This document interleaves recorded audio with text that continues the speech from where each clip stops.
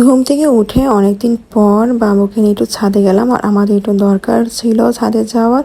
কারণ বাসার যে কিছু লোক ছাদে ডাক দিছিল আর কি, তারা কি কি আলাপ করবে এজন্য। তো এই যে দেখি মাশাল্লাহ এত সুন্দর পুঁইশাক হয়েছে। আসসালামু আলাইকুম, কেমন আছেন সবাই? আশা করি আগে ভালো আছেন।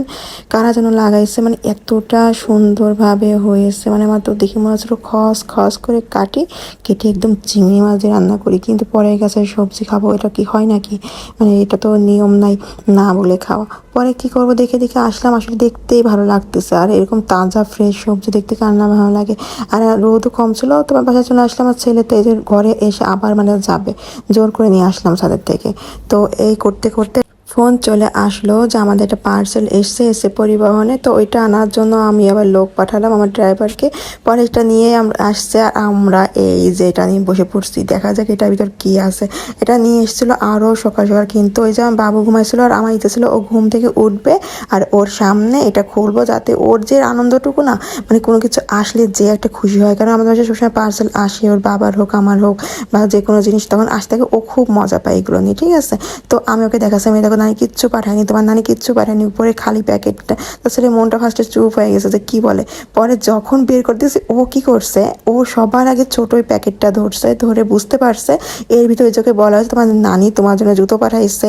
তো আগে ও এটাই নিচ্ছে, কারণ ঈদের সময় তো এরকম বক্সেও জুতো কেনা হয়, তাই না? সে কত বুঝে, চিন্তা করছেন মাশাল্লাহ। আর আমার ছেলেটার না জুতো জিনিসটা খুবই পছন্দ, মানে মার্কেটে গেলেও আগের পায়ের সাইজে জুতো খুঁজতে থাকে, মানে সব জিনিস হয়ে যায় শুক টুক করে সব পড়তেছে। আমার মা সে কসমেটিক শুদ্ধ পাঠাইছে, মানে এক একটা সবার জন্য আলাদা আলাদা করে শপিং ব্যাগে করে পাঠাইছে। এখন শুধু বের করতেছি, পরে দেখবো কার কোনটা।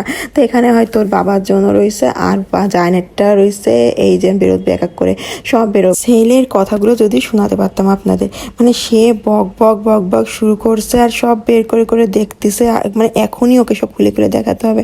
তো এই যে আমি সব বের করে ফেললাম, সে তো মহা খুশি।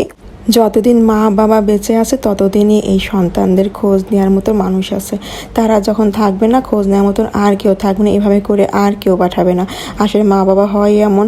পরে এগুলো সব ঠিকঠাক করে এই যে চলে আসলাম আমরা আমাদের গাছ নিয়ে। এই যে বললাম না, রান্না বান্না একদম উল্টোপাল্টা হয়েছে আমাদের।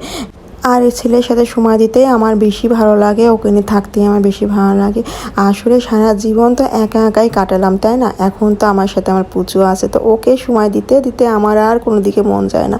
মনে সারাক্ষণ ওকে নিয়ে থাকি, ওকে নিয়ে খেলা করি, ওর কী কী দরকার সব দেখি।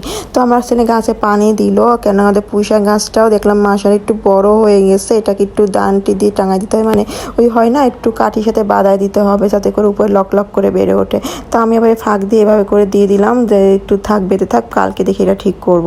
আর আমার ছেলে এসে একটা গোলাপ গাছে পাপড়ি ছিঁড়ে ফেলছে, ও তোর বোঝে না, মানে ছোটো মানুষ টান দিয়ে ছিঁড়ে ফেলছে। তো ওকে বলতেছে বাবা এগুলো ছিঁড়তে হয় না, এগুলো ছিঁড়তে হয় না, তোমার কেমন লাগলো নানির ড্রেসগুলো, তুমি আগে কোনটা পরবা? বসে বসে বক বক বক করতেছে। এই যে সেও মানে বসে বসে ওইসবই কথা বলতেছে। আজকে ইফতারে বানানোর আমার কোনো প্ল্যান নেই, কারণ আমি আজকে বানাবোই না।